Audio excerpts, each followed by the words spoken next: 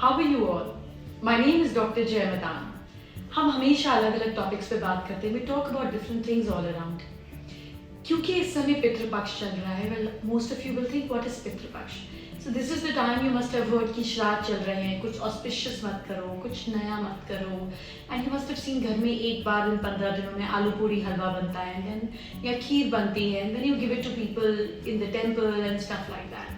Now what is this whole process all about?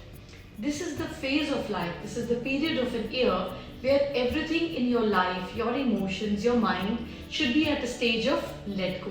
तो जब हम let go के स्टेज में होते हैं तो हम कुछ नया नहीं करना चाहिए हमको. जैसे आपकी बॉडी जब let go के फेज में होती है, आप रोज सुबह वॉशरूम में होते हैं, that is the let go phase of your body when you get up in the morning. आपकी बॉडी जब डिटॉक्सिफाई होती है, it's letting go, you know, of all the extra waste. उस टाइम आप खा नहीं रहे होते. ठीक इसी तरीके से ऐसा कहा जाता है कि this is the phase of life जहाँ साल भर में ये 15 दिन आपको अपनी लाइफ से लेट गो करना चाहिए. तो इस समय पे कुछ नया काम नहीं करना चाहिए. That is how it is said.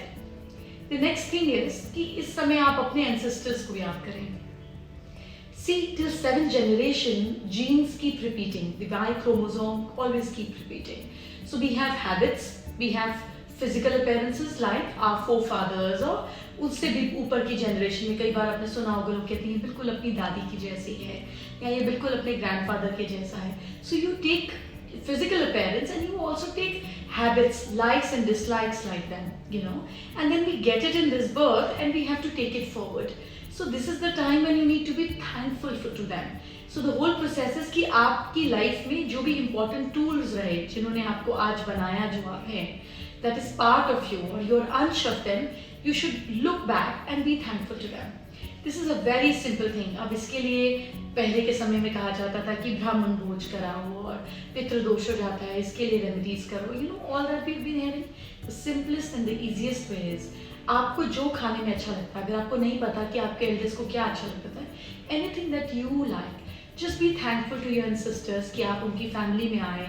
They have given you the genes that you've received, and you're the kind of person जहाँ पर उनका भी कुछ श्रेय है, उनका भी कुछ एफर्ट रहा होगा या उनका भी कुछ कंट्रीब्यूशन रहा होगा.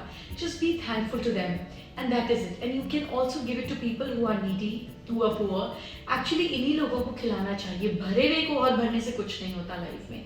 So you need to be very practical in today's time to be in your approach, where you have to understand कि बहुत सारे ऐसे लोग हैं हमारी ज़िंदगी में जिनकी अब हमें कोई ज़रूरत नहीं. बहुत सारे ऐसे लोग के दिए हुए इंसिडेंट्स हैं जिनकी हमें कोई ज़रूरत नहीं.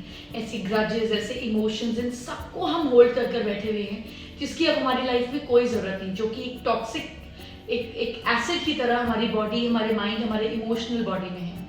You just need to let it go. तो सिर्फ श्राद्ध आपके एंसेस्टर्स का नहीं होता, ये आपके negative emotions, negative thought patterns, negative emotions का भी होता है. So you need to let go of everything and anything that is disturbing you, bothering you, and you don't need it anymore. So this is the time to let go. इसलिए इस समय कुछ नया नहीं शुरू करते, पर पुरानी खराब चीज़ों को जिसकी हमको नई ज़रूरत है उसको लाइफ से जाने देते हैं. I hope you understand this concept. You utilize this time and let go of every negative emotion that you have so that you blossom again, you're happy again, you're prosperous again.